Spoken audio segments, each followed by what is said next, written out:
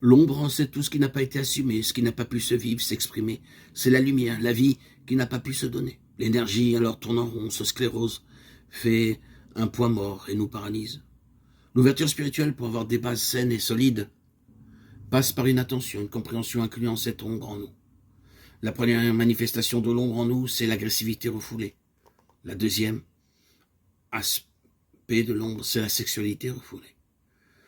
Le troisième point d'ombre, c'est l'individualité créatrice refoulée. Le quatrième aspect de l'ombre, c'est le refoulement du féminin.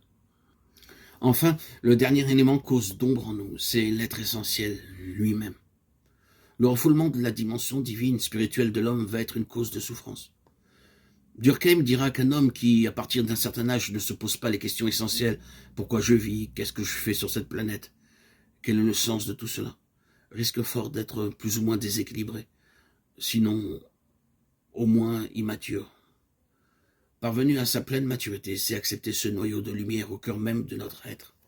Oublier qui est le Fils de Dieu est la chose la plus grave qui puisse arriver à un homme. Le but de l'Évangile n'est pas de faire de nous des bons chrétiens, mais de faire de nous d'autres Christ, nous faire entrer dans la même relation que lui-même avait avec celui qu'il appelait son Père, c'est-à-dire la source même de la vie.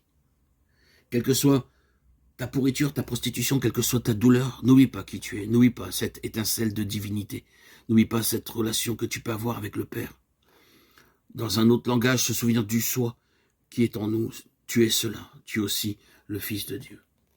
Le cœur de l'ombre, c'est la lumière, elle-même. Une lumière que les ténèbres ne peuvent pas atteindre, ne peuvent pas éteindre.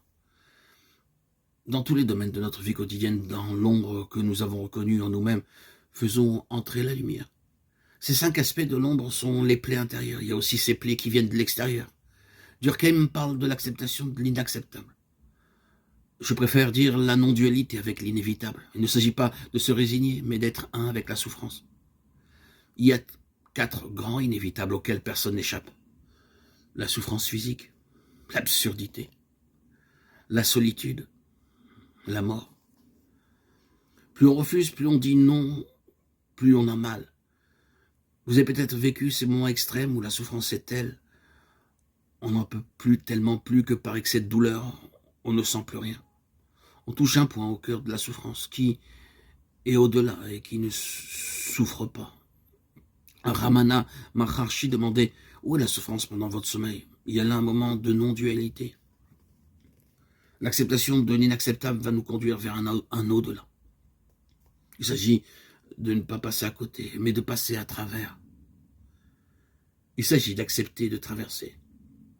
C'est un mouvement de Pâques, de passage.